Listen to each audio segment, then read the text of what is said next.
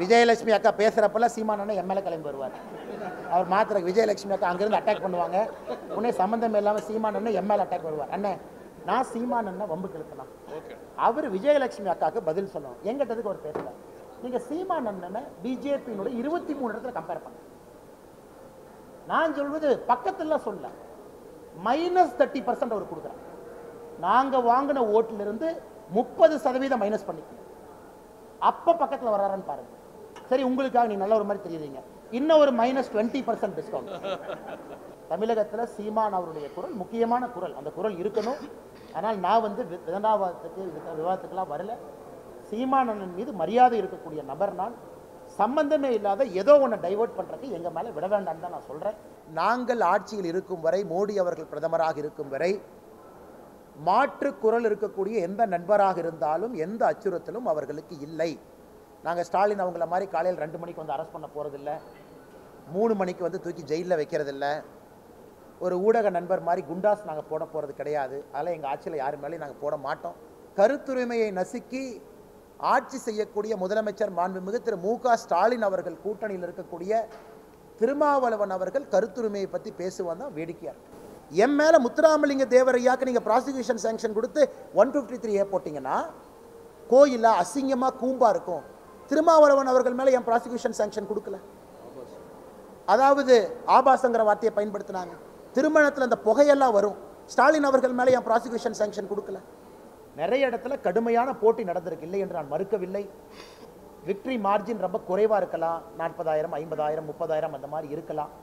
நாங்கள் இரட்டை இலக்கு என்பதிலே தெளிவாக இருக்கின்றோம். பாரதிய ஜனதா கட்சியும் தேசிய ஜனநாயக கூட்டணியும் சேர்ந்து டெபாசிட்டை இழந்த ஒரு நடிகர் என்பதுதான் பிரகாஷ் ராஜ் அவர்களுக்கு அரசியல் இருக்கக்கூடிய அனுபவம். நல்ல ஒரு நடிகர், நிறைய கதாபாத்திரங்கள் பண்ணியிருக்கிறாங்க. அதில் தனிப்பட்ட முறையில் எந்த குற்றச்சாட்டும் நமக்கு இல்லை. அரசியலில் ஒரு அனுபவம், அவ்வளவுதான். குறிப்பாக பிரதமர் அவர்கள் என்ன சொன்னாங்கன்னா, இங்கே ஒரு வேலையை செய்வதற்காக அனுப்பப்பட்டவன் நான், என்னுடைய வேலை கர்மா என்ன என்பது எனக்கு தெரியும் அப்படின்னு பிரதமர் சொன்னதை உடனே இவங்க அப்படியே மாற்றி, அது இந்தியில் பிரதமர் பேசினதை வந்து மாற்றி, அதை ஸ்டேஜில் வந்து ஒரு 4 பேர் பேசுகிறாங்க. ரிலீஜியன் பேஸ்டு ரிசர்வேஷன், நான் முஸ்லீம் என்கின்ற அடையாளத்திற்காக எனக்கு ஓபிசி கொடுங்க, அது தவறு.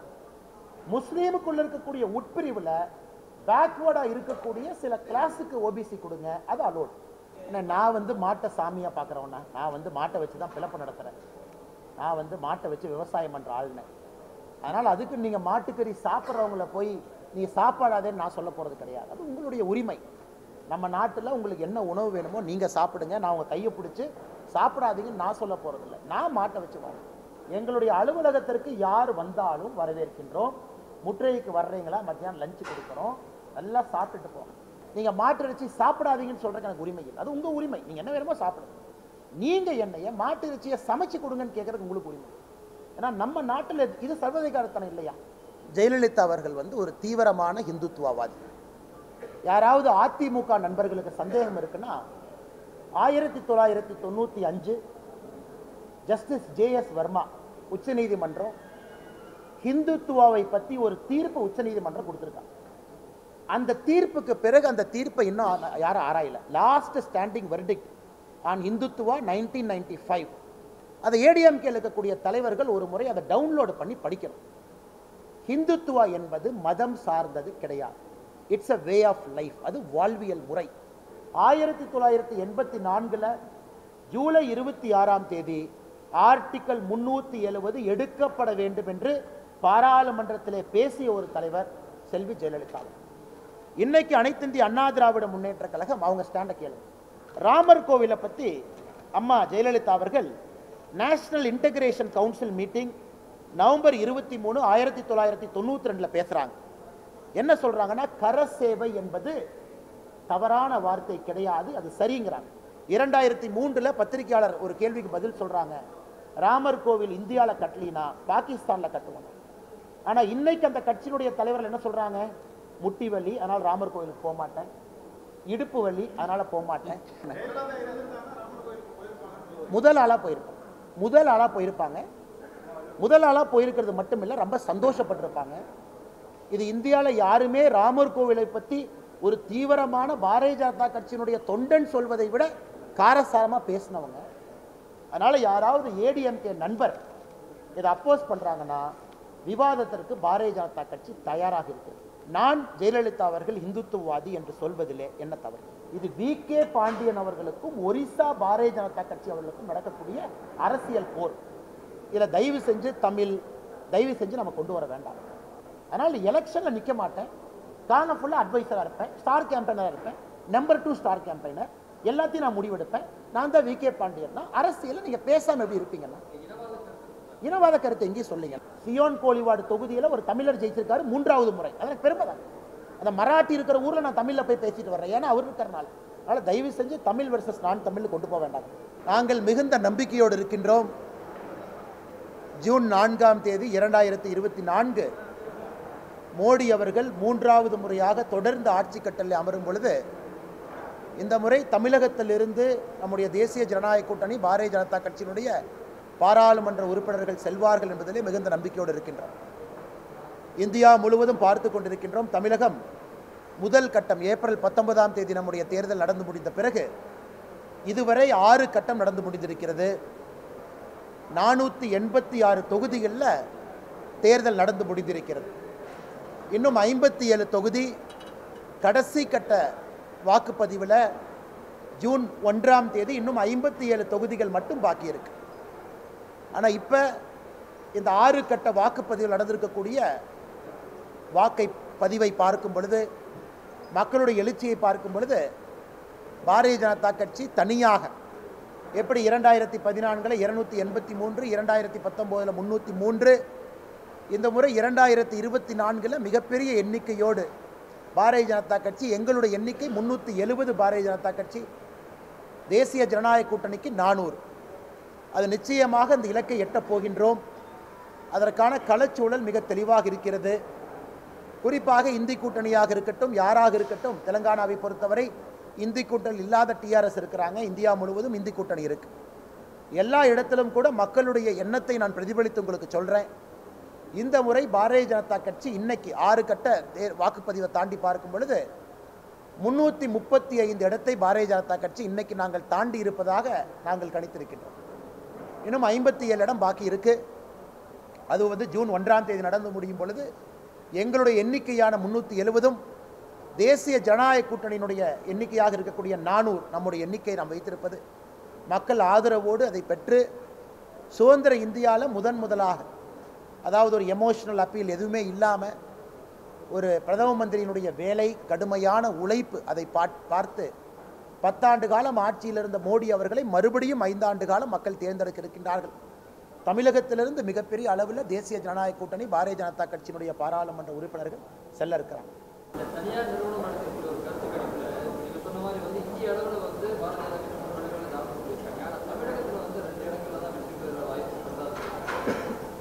ஆனால் தமிழகத்தை பொறுத்தவரை முதல் கட்ட வாக்குப்பதிவு தமிழகத்துக்கு இருந்துச்சுங்கண்ணா. அதாவது நிறைய இடத்துல எங்களுடைய பார்வை மும்முனை போட்டி நிறைய இடத்துல இருந்துச்சு. கடைசி ஒரு வாரத்தில் அது இருமுனை போட்டியாக மாறுச்சு. அதனால் தமிழகத்தை பொறுத்தவரை நான் ஏற்கனவே சொல்லியிருக்கின்றேன், தேசிய ஜனநாயக கூட்டணி பாரதிய ஜனதா கட்சி இரட்டை இலக்கு அப்படின்னு ஒரு டார்கெட் வச்சுருக்கோம்னா. ஏன்னா நம்ம தேர்தல் நடந்து முடிஞ்சிருச்சு. அதுக்கப்புறம் உங்கள்கிட்ட நான் என்னோட என்ன பிரதிபலிப்பை நான் சொல்கிறேன். ஏதோ மோட்டிவேட் பண்ணுறக்காக ஒரு நம்பரை நான் சொல்லலை. அதனால் எங்களுடைய இன்டர்னல் அசஸ்மெண்ட் எல்லாமே நம்ம பார்க்குறோம். நிறைய இடத்துல கடுமையான போட்டி நடந்திருக்கு, இல்லை என்று நான் மறுக்கவில்லை. விக்ட்ரி மார்ஜின் ரொம்ப குறைவாக இருக்கலாம், 40,000, 50,000, 30,000 அந்த மாதிரி இருக்கலாம். ஆனால் தேசிய ஜனநாயக கூட்டணியில் பெரிய தலைவர்கள் நின்றுருக்கிறாங்க. தேனியில் பாருங்கள், டிடிவி தினகரன் அவர்கள்.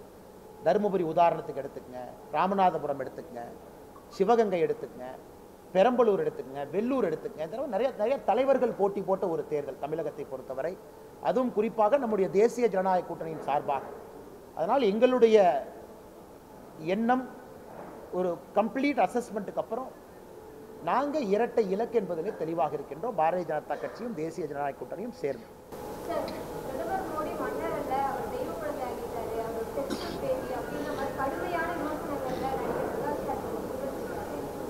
பிரகாஷ் ராஜ் அவங்க அதாவது பெங்களூர் சென்ட்ரல் தொகுதியில் நிற்கும் பொழுது டெபாசிட்டை இழந்தவர். 2019 தேர்தலில் பெங்களூர் சென்ட்ரல் தொகுதியில் அவர் போட்டியிட்டார். யார் எதிர்த்து போட்டியிட்டார்னா காங்கிரஸ் எதிர்த்து போட்டியிட்டார், பாரதிய ஜனதா கட்சி எதிர்த்து போட்டியிட்டார். அங்கே டெபாசிட்டை இழந்த ஒரு நடிகர் என்பதுதான் பிரகாஷ் ராஜ் அவர்களுக்கு அரசியல் இருக்கக்கூடிய அனுபவம். அதனால் நான் இருக்கின்றேன், நான் நிரந்தர எதிர்க்கட்சி, எந்த கட்சியாக இருந்தாலும் எதிர்க்கிறது மட்டும்தான் என் வேலை, இதெல்லாம் சொல்வதற்கு பேச்சு கேட்பதற்கு நல்லா இருக்கும்.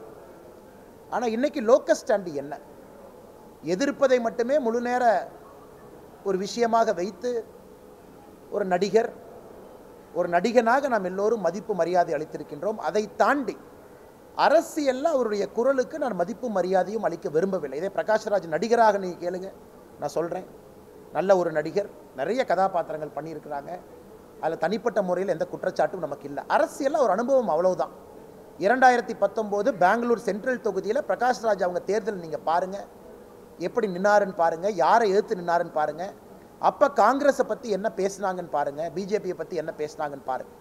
இன்றைக்கி மோடி எதிர்ப்பு என்கின்ற ஒரே காரணத்திற்காக இந்த பக்கம் சேர்ந்து கொண்டு மோடியை திட்டுவது மட்டுமே முழு நேர வேலையாக நடிகர் பிரகாஷ்ராஜ் அவங்க வச்சுருக்காங்க. மற்றபடி அதை நாங்கள் சீரியஸாக எடுத்துக்கலிங்க. அதே நேரத்தில் பிரதமர் அவருடைய இன்டர்வியூ, உதாரணத்திற்கு பிரதமர் அவர்கள் இன்னைக்கு கிட்டத்தட்ட 40 தொலைக்காட்சி நிறுவனத்திற்கு மேலே இன்டர்வியூ கொடுத்துருக்காங்க. அதில் நமக்கு ஒரு பெருமை என்னென்னா, அந்த முதல் இன்டர்வியூவே தமிழ்நாடு சார்ந்த ஒரு தொலைக்காட்சியிலேருந்து ஆரம்பித்தாங்க. பாரம்பரிய உடையில் முதல் இன்டர்வியூ, பிரதமருடைய ஃபர்ஸ்ட் நேஷனல் இன்டர்வியூ இந்த எலெக்ஷன் டைமில் ஒரு தமிழ் ஊடகத்துக்கு கொடுத்து தான் ஆரம்பித்தாங்க. ஸோ எல்லா இடத்துலையும் பேசினாங்க. ஸோ பிரதமர் ஹிந்தியில் பேசுனது புரிஞ்ச விட்டவங்க எல்லாத்துக்குமே தெரியும் பிரதமர் அவர்கள் என்ன பேசினாங்க, அர்த்தம் என்னன்னு, அது உங்களுக்கும் தெரியும். குறிப்பாக பிரதமர் அவர்கள் என்ன சொன்னாங்கன்னா, இங்கே ஒரு வேலையை செய்வதற்காக அனுப்பப்பட்டவன் நான், என்னுடைய வேலை கர்மா என்ன என்பது எனக்கு தெரியும் அப்படின்னு பிரதமர் சொன்னதை உடனே இவங்க அப்படியே மாற்றி, அது ஹிந்தியில் பிரதமர் பேசினதை மாற்றி அதை ஸ்டேஜில் ஒரு 4 பேர் பேசுகிறாங்க. அதை வைத்து நாம் என்ன பதில் சொல்கிறது? அது பிரதமர் அங்கே மட்டும் இல்லை, மேடையிலேயும் சொல்கிறாங்க, பொதுக்கூட்டத்திலையும் பேசுகிறாங்க. அவருடைய கடமை என்ன, ஆண்டவன் எனக்கு என்ன வேலை கொடுத்துருக்கா, அந்த வேலையை செய்கிறேங்கிறாங்க. அதனால் இதை திரிச்சு பேசுகிறவங்ககிட்ட நம்ம என்ன பதில் சொல்கிறது மேடம்? பிரகாஷ் ராஜோட உயிருக்கு ஒரு ஆபத்து வரும், சனாதன சக்தி ஏதாவது பண்ணிடுவாங்க, அவரை பாதுகாக்க வேண்டிய கடமை எங்களை திருமாவளவன் மேடையில் நான் எனக்கு புரியல, இவங்கெல்லாம் ரொம்ப ரெஸ்பான்சிபிளான பீப்புளுங்கண்ணா. உதாரணத்துக்கு திருமாவளவன் அவர்கள் இன்றைக்கி ஒரு சிட்டிங் எம்பி, ஒரு அரசியல் கட்சியினுடைய தலைவர், பேசும்பொழுது அந்த வார்த்தையிலே ஒரு பொறுப்பாக பேச வேண்டிய ஒரு நபர், ஒரு சாதாரண தொண்டனோ என்ன வேணாலும் பேசிட்டு போகிறேன் அப்படிங்கிற மாதிரி ஒரு இல்லைனா. ஏன்னா இந்தியாவை பொறுத்தவரை, நம்மை பொறுத்தவரை, இது மோடி அவர்களே பல இடத்துல சொல்லியிருக்காங்க, மோடி எதிர்ப்பு என்பது பல எல்லைக்கு சில பேர் கொண்டு போயிருக்காங்க, பல எல்லைக்கு கொண்டு போயிருக்காங்க மோடி எதிர்ப்பு. டெல்லியிலிருந்து கேரளா வரைக்கும் பார்க்குறோம், மோடி அவர்களை எதிர்த்து பேசுகிறவங்களை பார்க்குறோம். அது ஜனநாயகத்தில் எங்களை பொறுத்தவரை உங்களுக்கு முழு உரிமை இருப்பதாகத்தான் பாரதிய ஜனதா கட்சியாக இருக்கட்டும், நம்முடைய பாரத பிரதமர் நரேந்திர மோடி அவர்களாக இருக்கட்டும், அப்படித்தான் பார்க்குறோம். முழு உரிமை, என்ன வேணாலும் பேசலாம். இதில் பல பத்திரிகை இன்டர்வியூவில் மோடி அவர்கள் தெளிவுபடுத்தியிருக்காங்க இந்த கடந்த ஒரு மாத காலத்தில். அதனால் அண்ணன் திருமாவளவன் அவர்களுக்கு என்னுடைய வேண்டுகோள், பேசும் பொழுது ஒரு பொறுப்போடு ஒரு பாராளுமன்ற உறுப்பினராக அவர் பேசணும். இன்னைக்கு இந்த சனாதனம் அதை மாற்றி மாற்றி பேசுகிறாங்க, சனாதன ஆதிக்கம் மாற்றி மாற்றி பேசுகிறாங்க, சனாதனம் என்பதையே திருச்சி பேசுகிறாங்க. அதனால் இந்தியாவிலே நாங்கள் ஆட்சியில் இருக்கும் வரை, மோடி அவர்கள் பிரதமராக இருக்கும் வரை, மாற்று குரல் இருக்கக்கூடிய எந்த நண்பராக இருந்தாலும் எந்த அச்சுறுத்தலும் அவர்களுக்கு இல்லை. நாங்கள் ஸ்டாலின் அவங்கள மாதிரி காலையில் 2 மணிக்கு அரெஸ்ட் பண்ண போகிறதில்ல, 3 மணிக்கு தூக்கி ஜெயிலில் வைக்கிறதில்ல, ஒரு ஊடக நண்பர் மாதிரி குண்டாஸ் நாங்கள் போட போகிறது கிடையாது. அதனால் எங்கள் ஆட்சியில் யார் மேலேயும் நாங்கள் போட மாட்டோம்.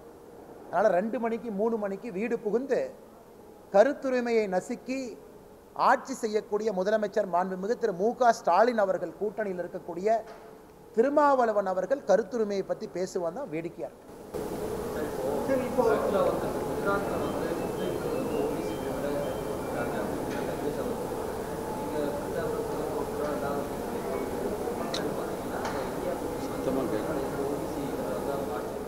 ஆனால் இஸ்லாமியர்கள் ஓபிசி பிரிவில் பல இடத்துல இருக்காங்க.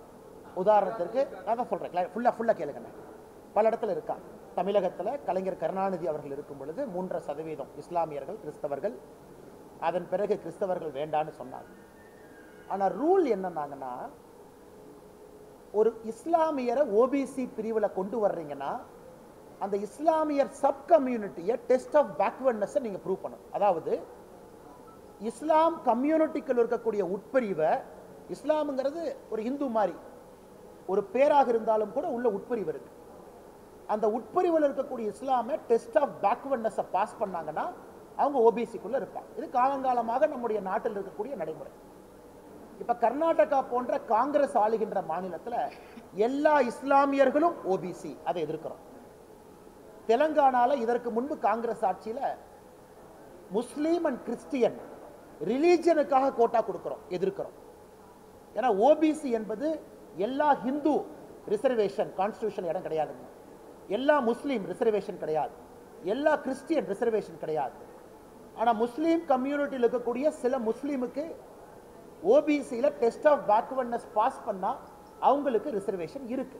அது சுப்ரீம் கோர்ட்லேயே சேலஞ்ச் பண்ணி தெலங்கானால வெறும் முஸ்லீமாக ரிசர்வேஷன் கொடுத்ததை ஸ்ட்ரைக் டவுன் பண்ணி முஸ்லீம் கம்யூனிட்டிக்குள்ள உட்பிரிவு எடுத்து அதில் எந்த பர்டிகுலர் உட்பிரிவு பேக்வேர்டாக இருக்கிறாங்கன்னு ப்ரூவ் பண்ணால் அலோவ் பண்ணுறேன்னு சொல்லி அலோவ் பண்ணியிருக்காங்க. அதனால் நண்பர்களுக்கு நான் சொல்லக்கூடிய கருத்து என்னன்னாங்க, நாங்கள் எதிர்ப்பது religion based reservation. Religion based reservation குஜராத்லையும் எல்லா முஸ்லீம் ஓபிசி கிடையாது, குஜராத்லையும் எல்லா கிறிஸ்டியன் ஓபிசி கிடையாது. அதே போல தமிழகத்தில், அதே போல இன்னைக்கு இருக்கக்கூடிய தெலங்கானால எல்லா முஸ்லீமும் ஓபிசி கிடையாது. கர்நாடகா ஸ்ட்ரக் டவுன் ஆனோடனே கர்நாடகா என்ன பண்றாங்கன்னா எல்லா முஸ்லீமும் ஓபிசிங்கிறாங்க, அது இன்னைக்கு ஸ்ட்ரக் டவுன் ஆயிருக்கு. ஆனால் நாங்கள் திரும்ப திரும்ப உங்களிடம் நண்பர்கள்ட்ட சொல்வது ரிலீஜியன் பேஸ்டு ரிசர்வேஷன். நான் முஸ்லீம் என்கின்ற அடையாளத்திற்காக எனக்கு ஓபிசி கொடுங்க, அது தவறு. முஸ்லீமுக்குள்ள இருக்கக்கூடிய உட்பிரிவில் பேக்வேர்டா இருக்கக்கூடிய சில கிளாஸுக்கு ஓபிசி கொடுங்க, அது அலோட். இதைத்தான் அனைத்து இடத்திலும் சொல்லுகின்றோமோ தவிர கர்நாடகாவில் அசம்பிளி எலெக்ஷன் சமயத்தில் பிஜேபி என்ன சொல்லுச்சுன்னா முஸ்லீம்னு கொடுத்துருக்க ரிசர்வேஷன் நாங்கள் எதிர்க்கிறோம், அதை எஸ்சி எஸ்டிக்கு பிரித்து கொடுக்குறோம், அதை ஓபிசி கம்யூனிட்டி லிங்காயத்தா இருக்கட்டும் கவுடாவா இருக்கட்டும் ஜாஸ்தி பண்ணுறோம். இதே இஸ்லாமில் ஒரு அரசு டெஸ்ட் ஆஃப் பேக்வர்ட்னஸ் பண்ணி குறிப்பிட்ட சமுதாயம் இஸ்லாம் மதத்துக்குள்ள இவங்க ஓபிசியா கொண்டு வர வேண்டும் என்றால் இன்னைக்கு அரசியலமைப்பு சட்டத்தில் இடம் இருக்கு, இதை புரிஞ்சுக்கணும். குஜராத்திலும் அதான் நடந்திருக்கு.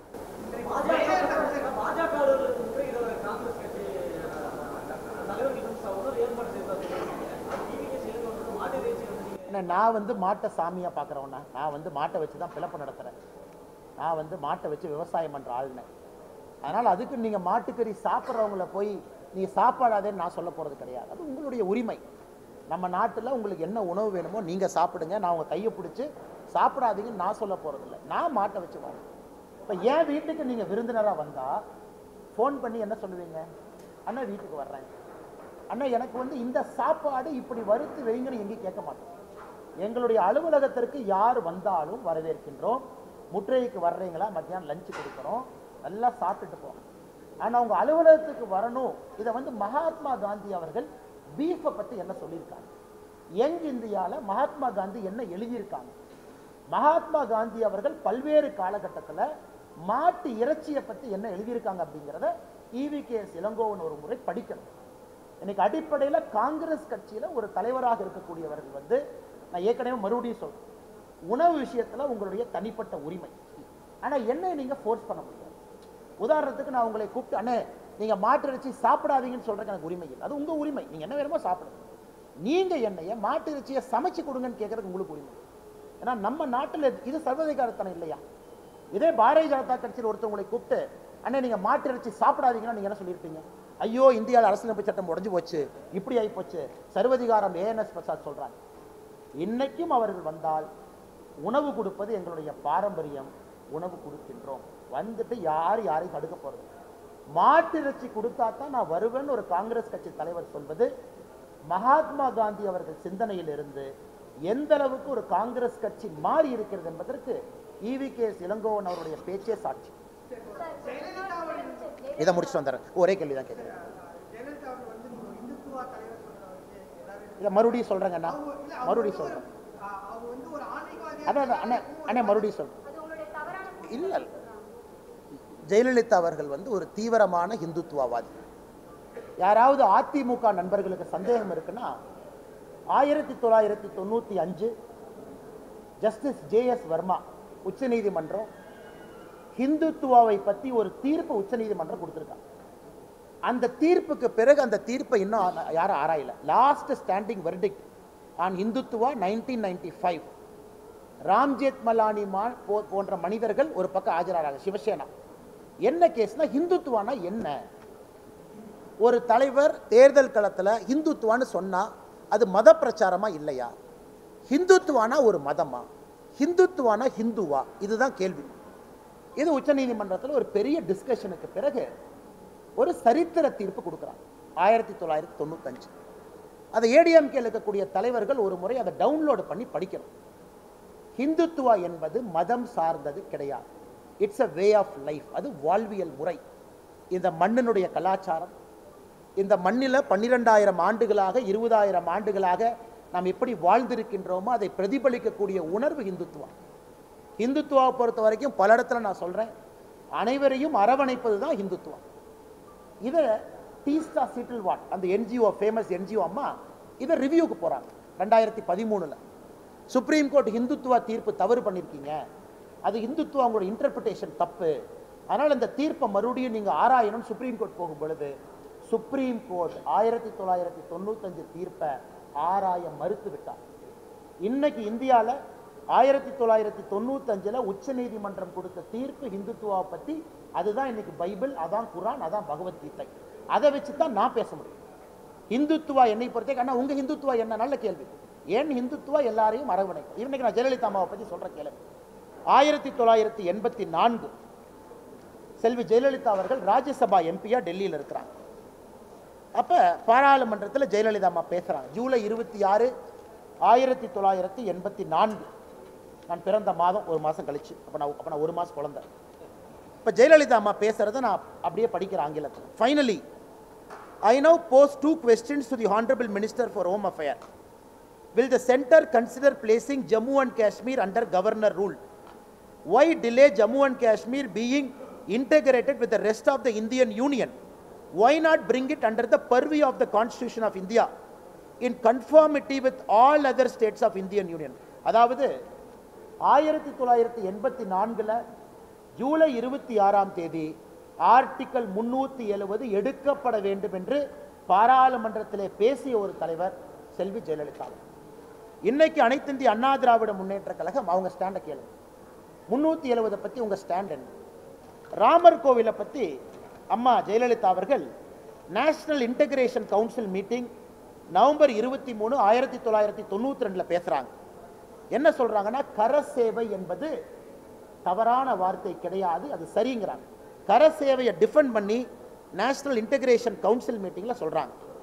குறிப்பாக இந்த கரசேவைக்காக பாரதிய ஜனதா கட்சியினுடைய ஆட்சி மத்திய பிரதேசம், ஹிமாச்சல பிரதேசம், ராஜஸ்தான் இந்த பாப்ரி மஸ்ஜித்துக்காக பாரதிய ஜனதா கட்சி ஆட்சியை டிஸ்மிஸ் பண்ணுறதை நான் கடுமையாக எதிர்க்கின்றேன் அப்படின்னு ஜெயலலிதா அவங்க நேஷனல் இன்டகிரேஷன் கவுன்சிலில் பேசியிருக்காங்க. 1993 செல்வி ஜெயலலிதா அவர்கள் அம்மா அவர்கள் ஏடிஎம்கே தொண்டர்கள்ட்ட 20 லட்சம் கையெழுத்து இயக்கம் நடத்துறாங்க. ராமர் கோவில் கட்ட வேண்டும் என்பதற்காக அதிமுகவினுடைய தொண்டர்கள் கையெழுத்து இயக்கம் நடத்த வேண்டுங்கிறாங்க. அதனுடைய நிறைவு விழா சென்னையில் நேஷனல் அவேக்கனிங் மீட்டிங்க்கு எல்கே அத்வானி வந்து பங்கேற்கிறாங்க. 2003 பத்திரிகையாளர் ஒரு கேள்விக்கு பதில் சொல்றாங்க, ராமர் கோவில் இந்தியாவில் கட்டலினா பாகிஸ்தானில் கட்டுவாங்க. ஆனால் இன்னைக்கு அந்த கட்சியினுடைய தலைவர்கள் என்ன சொல்றாங்க, முட்டி வலி அதனால் ராமர் கோவிலுக்கு போக மாட்டேன், இடுப்பு வலி அதனால போக மாட்டேன். அதனால் இதெல்லாம் அதெல்லாம் கம்பேரிசன் பண்ணி சொல்கிறேன். அடுத்தது uniform civil code 2003 uniform civil கோடுக்கு அம்மா ஜெயலலிதா அவங்க சொல்கிறாங்க, it is very much necessary for a multi religious country like India rendering equality to all. பொது சிவில் சட்டம் என்பது வேண்டும் என்கிறாங்க. இன்னைக்கு 2023 ஜூலையில் அனைத்து இந்திய அண்ணா திராவிட முன்னேற்ற கழகம் அதை எதிர்க்கிறார். அவங்க கம்பேர் பண்ண ராமசேத்துவை பற்றி மார்ச் 2012 ஜெயலலிதா அவர்கள் மத்திய அரசு கிட்ட சொல்றாங்க, இந்த ராமர் பாலத்தை ஒரு நேஷனல் மானுமெண்டா நீங்க அறிவிங்கிறாங்க. அதுக்கப்புறம் சுப்ரீம் கோர்ட்ல ரிட் பெட்டிஷன் 2007 ஜெயலலிதா அம்மா ஃபைல் பண்றாங்க. அதில் Tuticorin port trust union of India ministry of culture Ramar சேதுவை நேஷனல் மானுமெண்ட் பாரம்பரிய சின்னமா அறிவிங்கிறாங்க. ஆனா இன்னைக்கு அசம்பிளியில் ஏடிஎம்கேவுடைய அபிஷியல் ஸ்டாண்ட் என்ன? பொள்ளாச்சி ஜெயராமன் அவர்கள் சொல்றாங்க, நயினார் நாகேந்திரன் அவர்கள் பிஜேபி இதை முழுமையாக ஆதரிக்குது, அதாவது ராம் சேத்துவை பொறுத்தவரை அந்த நேஷனல் மானுமெண்ட் வரணும். ஜெயராமன் அவங்க சொல்றாங்க, இந்த ப்ராஜெக்டை நாங்கள் ஸ்டடி பண்ணுவோம், ஸ்டடி பண்ணிட்டு அதனுடைய சாதக பாதகத்தை பார்த்து அதன் பிறகு முடிவெடுப்போம் அப்படின்னு. அதாவது அம்மையார் ஜெயலலிதா அவருடைய கொள்கையிலிருந்து நான் என்ன ஆன்டி கன்வர்ஷன் லாக்குள்ளே போக விரும்பலை. ஜெயலலிதா அம்மா 1991 வேத பாடசாலை தமிழ்நாட்டில் உருவாக்கினாங்க. அதுக்குள்ளே நான் போக விரும்பலைங்க. அதனால் யாராவது ஏடிஎம்கே நண்பர் இதை அப்போஸ் பண்ணுறாங்கன்னா விவாதத்திற்கு பாரதிய ஜனதா கட்சி தயாராக இருக்குது. ஒரு எஸ்டிபிஐயோடு நாங்கள் கூட்டணி வச்சுட்டோம் அப்படிங்கிற ஒரே ஒரு காரணத்திற்காக மாற்றி பேச வேண்டிய அவசியம் அனைத்து இந்திய அண்ணா திராவிட முன்னேற்ற கழகத்தில் இருக்குமே தவிர எங்கே இருக்குல்ல. 1993 RSS அலுவலகம் இதே சென்னையில் பயங்கரவாதிகளால் குண்டு வெடித்து தகர்க்கப்பட்ட பொழுது அதை ஜெயலலிதா அம்மையார் அவர்கள் RSS அலுவலகத்தை முழுமையாக கட்டி கொடுப்பதாக சொன்னார்கள். தமிழகத்தினுடைய RSS அதை மறுத்தது. நாங்களே மக்கள்கிட்ட பணம் வாங்கி கட்டிக்கிறோம், அரசு பணத்தில் எங்களுக்கு கட்டி கொடுக்காதீங்க. அரசு பணத்திலே ஒரு RSS அலுவலகத்தை கட்டி கொடுப்பேன், குறிப்பாக பயங்கரவாத தாக்குதலுக்கு பிறகு ஜெயலலிதா அம்மா சொன்னாங்க. இப்போ நீங்கள் சொல்லுங்கள், நான் ஜெயலலிதா அவர்கள் இந்துத்துவவாதி என்று சொல்வதிலே என்ன தவறு?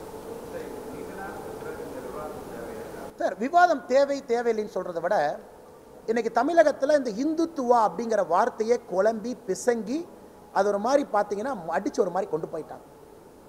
இன்னைக்கு நாம் எதை சொல்லுகின்றோம் என்றால், இந்துத்துவா என்பது நாங்கள் யாருக்கும் எதிரி இல்லை. இப்போ பாருங்கன்னா, ஸ்டாலின் அவர்கள் ஒரு திருமண விழாவுக்கு போகிறாங்க எதிர்க்கட்சி தலைவராக. எனக்கு இந்த திருமண விழாவில் அந்த தாலி கட்டுறதெல்லாம் அந்த புகை வரும், அப்படி வரும், அது எப்படி நான் ஏற்றுக்க முடியும்? அப்படி பேசுகிறாங்க. ஆனால் இதே நான் முத்துராமலிங்க தேவரையா பற்றி, அண்ணாதுரை அவங்க பற்றி பேசினா ப்ராசிக்யூஷன் சாங்ஷன் கொடுத்து என் மேலே கேஸ் போடுறாங்க. என் மேலே முத்துராமலிங்க தேவரையாக்கு நீங்கள் ப்ராசிக்யூஷன் சாங்ஷன் கொடுத்து 153A போட்டிங்கன்னா கோயிலாக அசிங்கமாக கூம்பா இருக்கும். திருமாவளவன் அவர்கள் மேலே என் ப்ராசிக்யூஷன் சாங்ஷன் கொடுக்கல. அதாவது ஆபாசங்கிற வார்த்தையை பயன்படுத்தினாங்க. திருமணத்தில் அந்த புகையெல்லாம் வரும். ஸ்டாலின் அவர்கள் மேலே என் ப்ராசிக்யூஷன் சாங்ஷன் கொடுக்கல. அதனால் நான் சொல்கிறதுன்னா, ஒரு விவாதமாக இருக்கட்டும். நான் இஸ்லாமியர்களை பற்றி கருத்து சொல்கிறேன்னா பத்திரிகை நண்பர்களை சட்டையை பிடிச்சி கேள்விகளுக்கு நான் பதில் சொல்கிறேன். நான் கிறிஸ்தவர்களை பற்றி கருத்து சொல்கிறேன்னா சட்டையை பிடிச்சி கேள்விகளுக்கு. நான் இந்துத்துவாங்கிறது இன்னைக்கு சுப்ரீம் கோர்ட்டினுடைய தீர்ப்பை நான் கோட் பண்ணுறேன். சுப்ரீம் கோர்ட்டே தன்னுடைய தீர்ப்பை ரிவ்யூ பண்ண மறுக்கிறாங்க. 1995 கொடுக்கப்பட்ட தீர்ப்பு 29 ஆண்டுகளாக இருக்குது. அப்படி இருக்கும் பொழுது இவர்கள் எதற்கு ஒரு சின்ன இதுக்குள்ள அடைக்கிறாங்கன்னு தான் நான் கேட்குறேன்.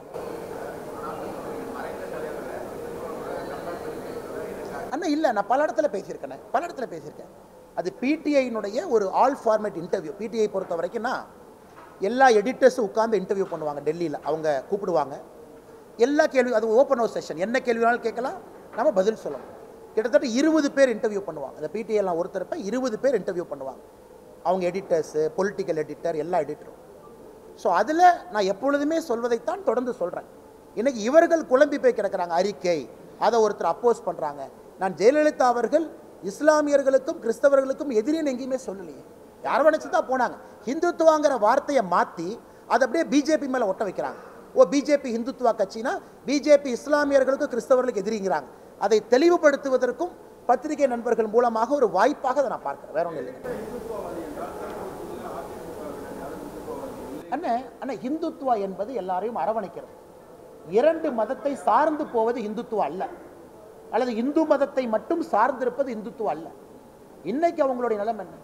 ராமர் கோயிலுக்கு போங்க, மாஸ்க்கு போங்க, இஃப்தார் விருந்து நடத்துங்க, சர்ச்சுக்கு போங்க. இதைத்தான் நாங்கள் பண்ணுறோம்.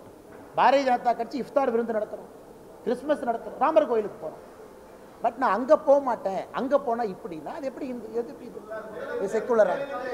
அண்ணே ஒரு நிமிஷம் இங்கே முடிச்சுட்டு இங்கே வரேன். முதல் ஆளாக போயிருப்பாங்க. முதல் ஆளாக போயிருக்கிறது மட்டும் இல்லை, ரொம்ப சந்தோஷப்பட்டிருப்பாங்க. இது இந்தியாவில் யாருமே ராமர் கோவிலை பற்றி ஒரு தீவிரமான பாரதிய ஜனதா கட்சியினுடைய தொண்டன் சொல்வதை விட காரசாரமாக பேசினவங்க. அதனால் ஜெயலலிதா அவர்களை பொறுத்தவரை இது இந்தியாவினுடைய ஒரு பாரம்பரிய அடையாளமாகத்தான் ராமர் கோவிலை பார்த்தாங்க. அதனால் இன்னைக்கு அந்த தலைவர்கள் மாற்றி பேசுறதுக்காக நாம இந்துத்துவ டெஃபினேஷனை மாற்ற முடியாது.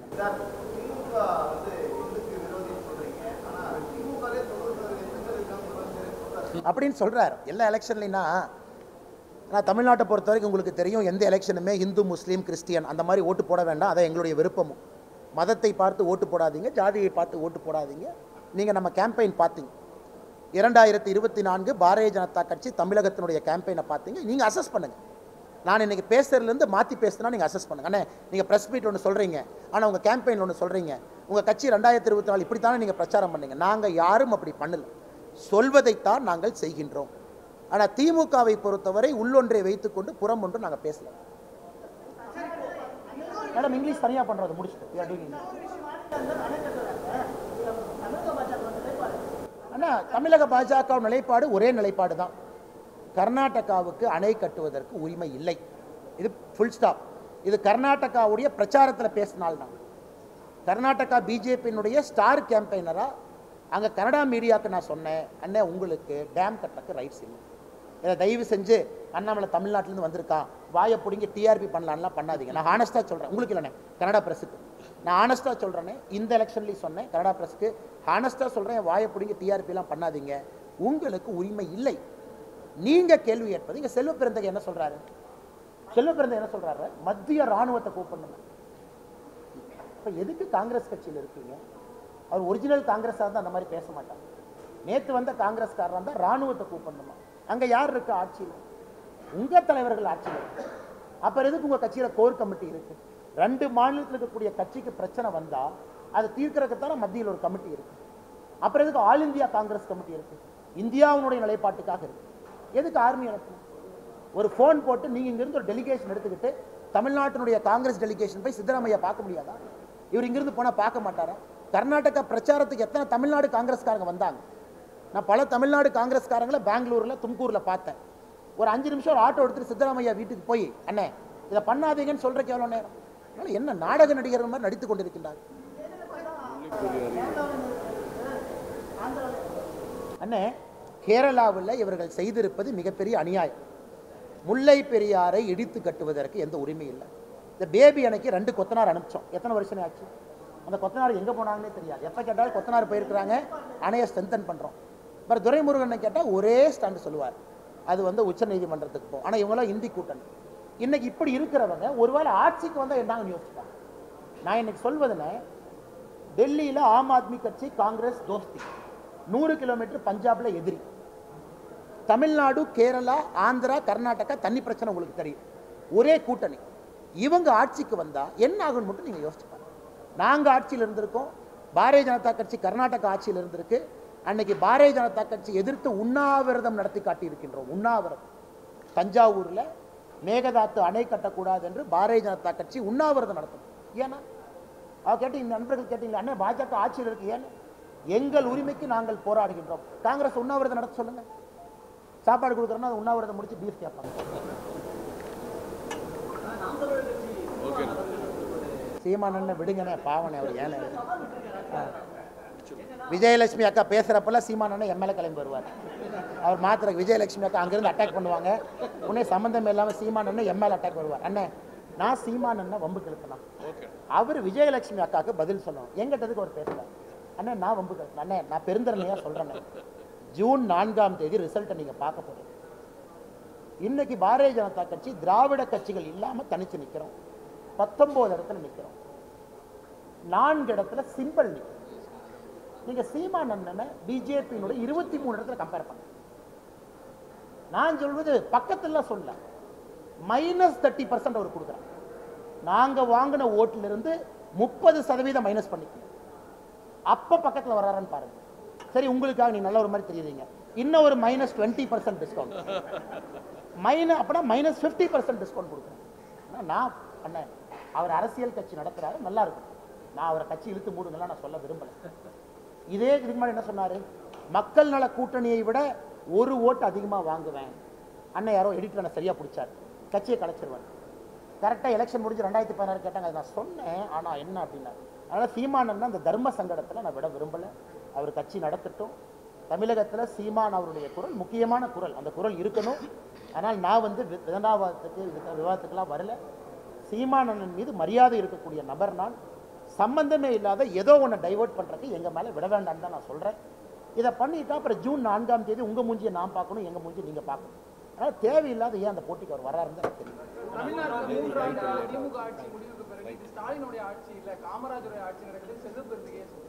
சந்தோஷனே, எனக்கு இப்போதான் சந்தோஷம். ஏன்னா இத்தனை நாளாக காமராஜர் ஐயாவை மறந்துட்டு காமராஜர் ஐயாவுடைய நினைவிடத்திற்கே காந்தி ஃபேமிலியை கூட்டிகிட்டு போகாமல் சுற்றிக்கிட்டு இருந்தவங்க இன்றைக்கி ஃபைனலாக காமராஜர் ஐயாவுக்கு ஞாபகம் வந்துருச்சு. காமராஜர் ஐயாவுடைய ஆட்சி காலத்தில் டாஸ்மார்க்கு சாராயத்தை விடாமல் வச்சிருந்த மனுஷனை மு.க. ஸ்டாலின் ஐயாவுடைய ஆட்சியோட கம்பேர் பண்ணி காமராஜர் ஐயாவை அசிங்கப்படுத்துகிறாங்க. காமராஜர் ஐயா குடும்பத்தில் கூட்டிகிட்டு வந்தாரானே? காமராஜர் ஐயா வந்து கரப்ஷன் லஞ்சத்தை ஊக்குவிச்சாரா? லூர்து பிரான்சிஸ் அம்மா மாதிரி ஒரு பெண்மணியை எப்படிப்பட்ட அமைச்சர் ஆக்கி காட்டினாங்க. பட்டியலின சகோதரர் பரமேஸ்வரன் அவர்களை கொண்டு வந்து அறநிலைத்துறை அமைச்சரை கொடுத்தாங்க. இவர் பட்டியலின அமைச்சரில் எங்கே வச்சிருக்கிறாங்க? சீரியல் நம்பர் 33, சீரியல் நம்பர் 34 இவர் ஆட்சியில். அதனால் எப்படின்னா காமராஜர் ஐயாவை கம்பேர் பண்ணுறாரு? அதுக்கு ஒரு விவஸ்தை வேண்டாமா? கக்கன் ஐயாவை எப்படி உயர்த்தி வச்சுருந்தாங்க? சி. சுப்பிரமணியாவை ஐயாவை எங்கே வச்சுருந்தாங்க? அதனால் தயவு செஞ்சு அதுக்குள்ள நான் போக விரும்பலிங்கன்னா, இத்தனை நாளாக பீட்டர் அல்ஃபோன்ஸ் அவர் ஜிஞ்சா அடிச்சுட்டு இருந்தார். இன்றைக்கி செல்வ பெருந்தொகைன்னா அதை விட கொஞ்சம் சவுண்டு நம்மளுக்கு அதிகமாக இருக்கணும். அவர் வந்து இந்தியாவினுடைய ஒப்பற்ற தலைவர் ராகுல் காந்தி அவர்களை விட மு.க. ஸ்டாலின் ஐயான்னு பீட்டர் அல்ஃபோன்ஸ். இன்னைக்கு செல்வ பெருந்தகை ஐயா இன்னைக்கு கம்பேர் பண்ணுறாரு காமராஜர் ஐயாவும் ஸ்டாலின் ஈக்குவல். 2026 சொல்லுவார் காமராஜர் ஐயா விட ஸ்டாலின் சூப்பர். அதனால் இந்த விஷ பரீட்சைக்கு நாங்கள் வரல. காமராஜர் ஐயாவை கம்பேர் பண்ணுங்க, தயவு செஞ்சு ஸ்டாலின் ஐயாவோட கம்பேர் பண்ணுங்க.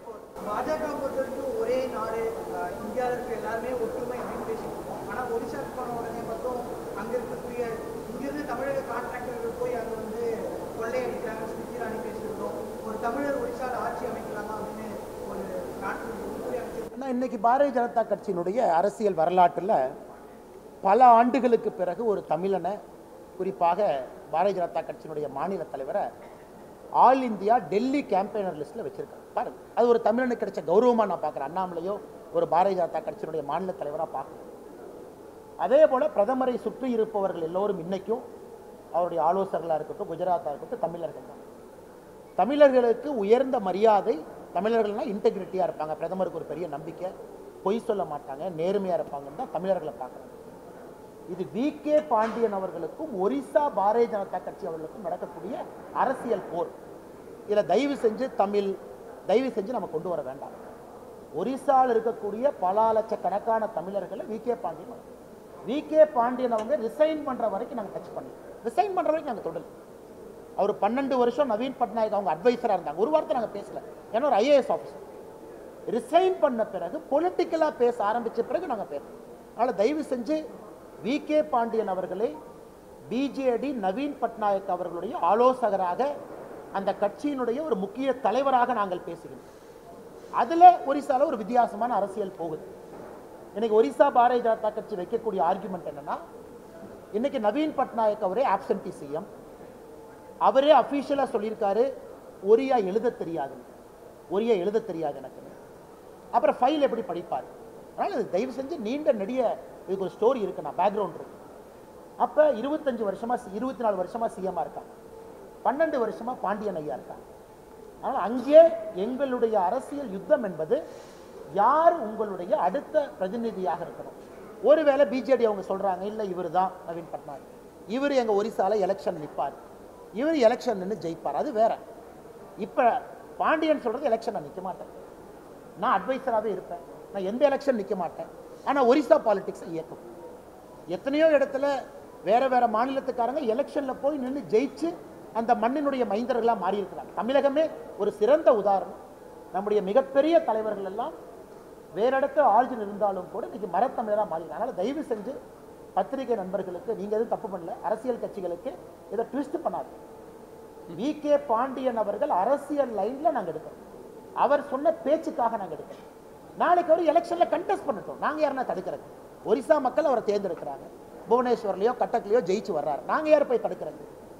அதனால் எலெக்ஷனில் நிற்க மாட்டேன், காலம் ஃபுல்லாக அட்வைசராக இருப்பேன், ஸ்டார் கேம்பெயினராக இருப்பேன், நம்பர் 2 ஸ்டார் கேம்பெயினர், எல்லாத்தையும் நான் முடிவெடுப்பேன். நான் தான் வி.கே. பாண்டியன் தான். அரசியலில் நீங்கள் பேசாமல் எப்படி இருப்பீங்கன்னா? இனவாத கருத்தை எங்கேயும் சொல்லிங்கன்னா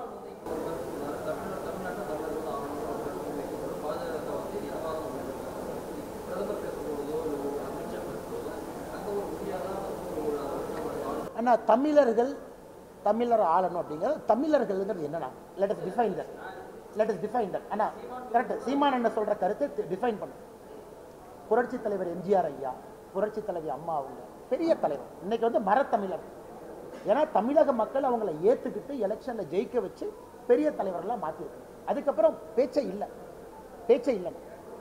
இன்னைக்கு வி.கே. பாண்டியன் அவர்கள் நாளைக்கு எலெக்ஷனில் நின்று ஜெயிச்சு அரசியல் அதிகாரத்தை கையில் எடுக்கட்டும். அதுக்கப்புறம் இந்த இன்சைடர் அவுட் சைடர் பிரச்சனை வராது. நான் எலெக்ஷனில் நிற்க மாட்டேன் டிக்ளேர் பண்ணிட்டு you cannot run a political party. இப்போ நான் இங்கே இருக்கேன், எலெக்ஷன் நின்று அக்கௌண்டபிலிட்டி கொடுக்கணும். வெற்றி தோல்வி உங்கள் முன்னாடி நிற்கிறேன். நீங்கள் 5 வருஷத்துக்கு ஒருக்கா எவாலுவேட் பண்ணணும். எல்லா தலைவரும் 5 வருஷத்துக்கு ஒருக்கா நீங்கள் எவாலுவேட் பண்ணுங்கள், சர்டிஃபிகேட்டை புதுப்பிங்க.